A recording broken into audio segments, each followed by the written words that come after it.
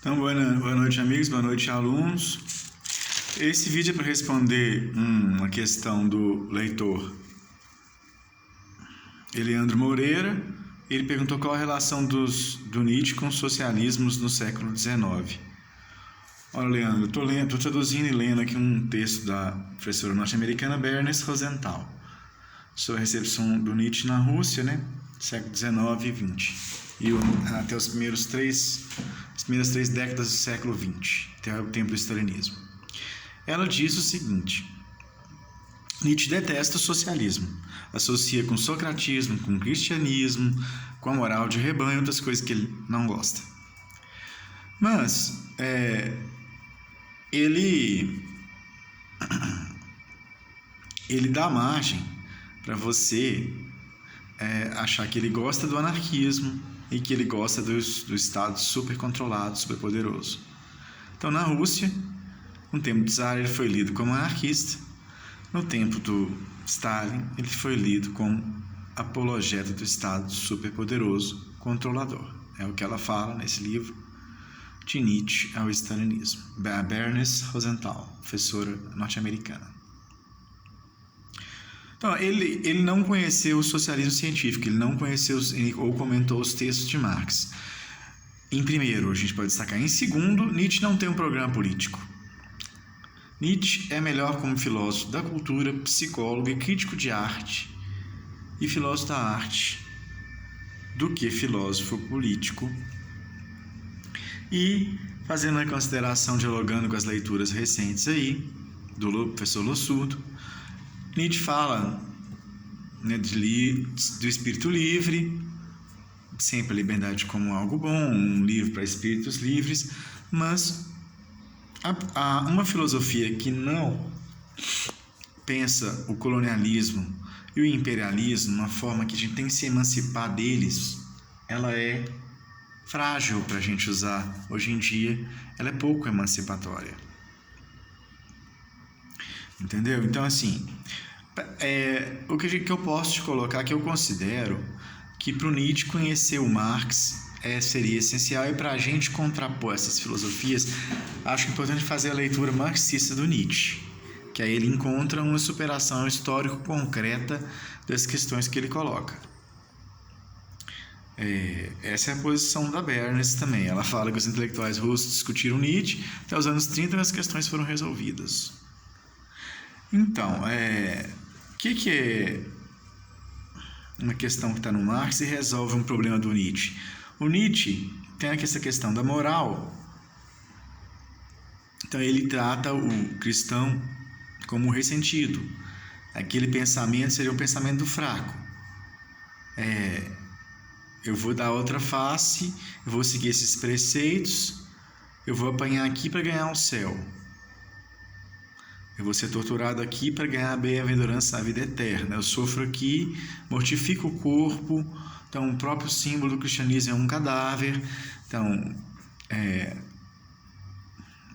é um Cristo morto, é o corpo morto que dá força para o cristianismo. Então, isso é o que o Nietzsche critica. Dá fazer dizer sim à vida, a capacidade criativa, a arte, não mortificar o corpo, não desprezar o corpo. Então, agora aí fica uma questão que o Nietzsche não resolve bem, né? Como uma filosofia que é dos fracos triunfa sobre o Império Romano, triunfa sobre os fortes, digamos, triunfa sobre os pagãos e se torna forte, religião de Estado, e vence esses outros deuses. Por quê? Se ela é uma filosofia que é a expressão dos fracos, por que ela é tão forte? Porque ela é tão forte que há 2000 anos não criamos novos deuses e superamos essa filosofia. Então, Marx responde, o Nietzsche deixa isso de uma forma nebulosa, não é tão claro.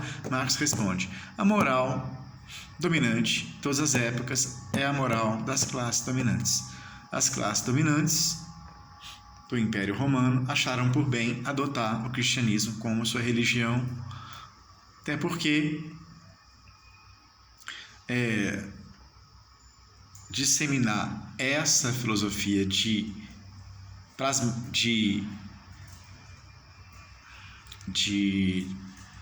digamos assim, conformação, de sofrer aqui para ter a outra vida, seria interessante para a classe dominante. Ela domina, ela oprime de forma muitas vezes até sádica, e o outro fica nessa posição masoquista esperando a bem-aventurança eterna.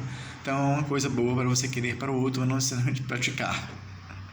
As classes dominantes nem sempre, elas romanas, parece nem sempre entregavam todos os seus bens aos pobres. Mas enfim, essa é outra história. A própria Bíblia, ela é organizada depois daquela época de Roma antiga, no Concílio de Nicéia, um tempo depois. São selecionados os testamentos e tal. Então, Nietzsche é contra Darwin nesse sentido. Tem um livro que fala sobre isso, são os Por que não somos Nietzscheanos. Também Nietzsche não acredita na realidade objetiva. No Por que não somos Nietzscheanos, os autores colocam várias das contradições do Nietzsche. Tem um texto meu sobre fazendo resenha desse livro, chama Algumas Marteladas no Dedo ou Razões para Não Seguir o Nietzsche. Uma delas é que ele é o sabichão da não-verdade. Se não existem verdades, por que avaliar dessa forma tão rigorosa? Por que sair de uma forma dura e rigorosa avaliando todas as verdades? Porque há uma obsessão ali avaliadora. Para o Nietzsche, avaliar é criar. Então, por que avaliar com dureza se todas as verdades, de certa forma, se equivalem? Elas têm que ser analisadas, então, com complacência, não com esse espírito duro, um pouco cruel e tal, com que ele ataca todas as verdades. Então, Nietzsche é o sabichão que sabe a verdade da não-verdade. Isso é boa colocação. Quer dizer, se eu acredito que não há fatos, e sim interpretações, todas as interpretações são algo que eu tenho que ver com carinho. Mas se eu vejo todas com a mão do martelo, não é bom, não é coerente com o miolo ali do meu pensamento. E tem um paradoxo que é fascinante. Não há fatos, só interpretações. E essa frase, é fato ou interpretação? Então, o Nietzsche ele se enreda nessas contradições, né? Ele se enreda ali. Então, por exemplo, ali no Zaratustra, a gente dá margem a entender que ele quer ser líder de uma nova religião. Aquela exposição, ele fala, em verdade vos digo, mas justamente não é a verdade prontinha, mas chegada, que nós estamos justamente criticando, que ele está justamente criticando, que nós estamos concordando, que ali na religião a verdade é prontinha, dada mastigada por um homem em nome de Deus. Então muitas vezes tem um desejo de poder do homem ali, de dominar a partir dessa ideia, essa verdade mastigadinha que estou te dando. Então ali não poderia ter um em verdade vos digo, e aquela apresentação fica parecendo que o Nietzsche está fundando uma nova religião e que ele está abrindo para a mística, para um diálogo com a mística oriental e tal. Não é? Então, assim, o Eleandro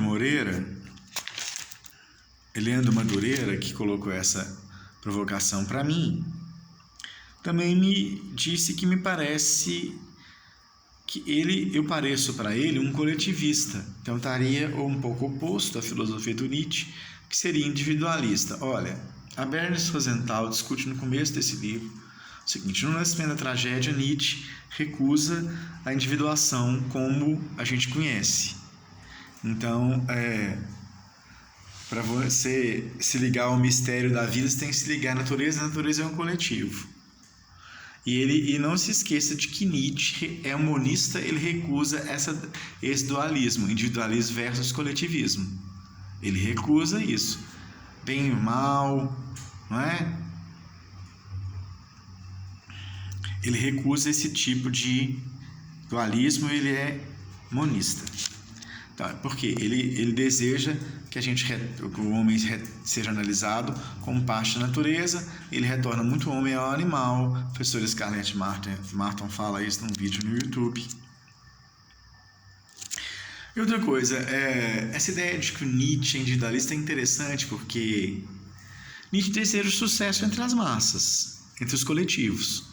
Você vai ter uma cátedra de filosofia só para tratar de Zaratustra, tem um coletivo que é a universidade que canonizou Nietzsche, canonizou, consagrou, tem um sucesso popular.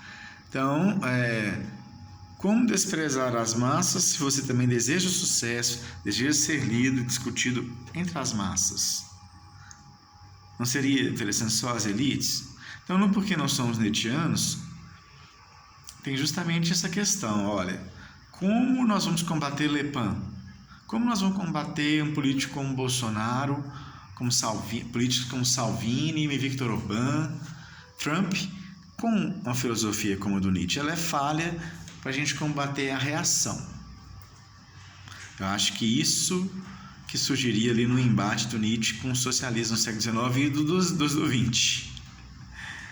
Com uma filosofia que abre